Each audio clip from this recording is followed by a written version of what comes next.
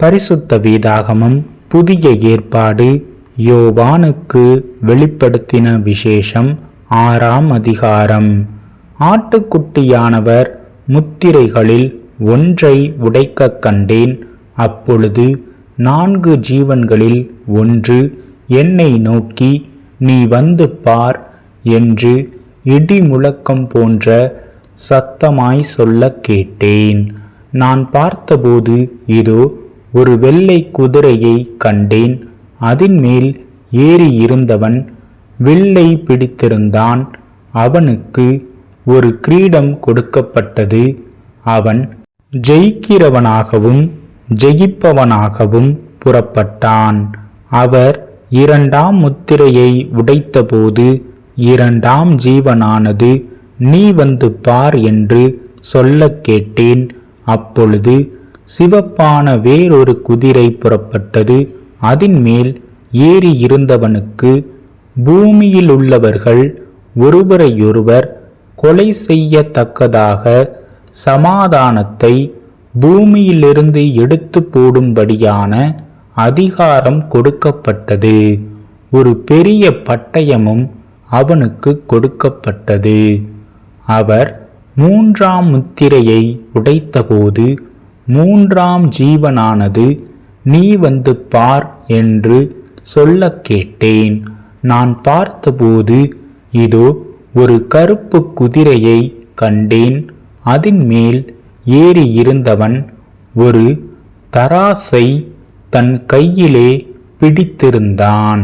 அப்பொழுது ஒரு பணத்துக்கு 1 படி கோதுமை என்றும் 1 பணத்துக்கு 3 படி வார்கோதுமை என்றும் எண்ணெயையும் திராட்சை ரசத்தையும் சேதப்படுத்தாதே என்றும் 4 ஜீவன்களின் மத்தியிலிருந்து உண்டான சத்தத்தை கேட்டேன். அவர் 4ஆம் முத்திரையை உடைத்தபோது 4ஆம் ஜீவனானது, நீ வந்து பார் என்று சொல்லும் சத்தத்தை கேட்டேன். நான் பார்த்தபோது இதோ மங்கின நிறமுள்ள ஒரு குதிரையை கண்டேன். அதன் மேல் ஏறி இருந்தவனுக்கு மரணம் என்று பெயர். பாதாளம் அவன் பின் சென்றது.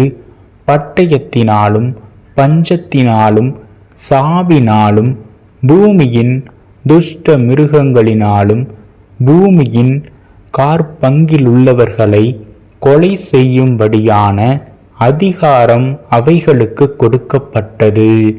அவர் 5ஆம் முத்திரையை உடைத்தபோது தேவ வசனத்தின் நிமித்தமும் தாங்கள் கொடுத்த சாட்சியின் நிமித்தமும் கொல்லப்பட்டவர்களுடைய ஆத்துமாக்களை பலிபீடத்தின் கீழே கண்டேன்.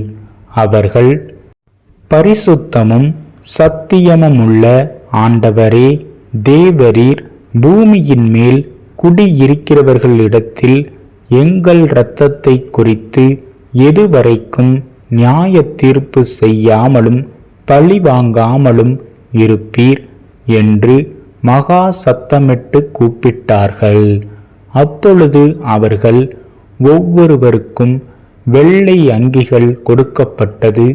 அன்றியும் அவர்கள் தங்களைப் போல கொலை செய்யப்பட போகிறவர்களாகிய தங்கள் உடன் பணிவிடைக்காரரும் தங்கள் சகோதரருமானவர்களின் தொகை நிறைவாகும் அளவும் இன்னும் கொஞ்சம் காலம் இளைப்பாற வேண்டும் என்று அவர்களுக்கு சொல்லப்பட்டது.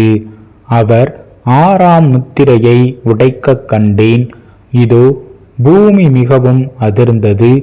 சூரியன் கருப்பு கம்பளியைப் போல கருத்தது. சந்திரன் இரத்தம் போலாயிற்று.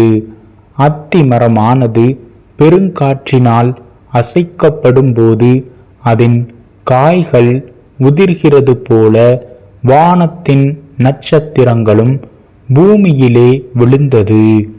வானமும் சுருட்டப்பட்ட புஸ்தகம் போலாகி விலகி போயிற்று. மலைகள் தீவுகள் யாவும் தங்கள் இடங்களை விட்டு அகன்று போயின.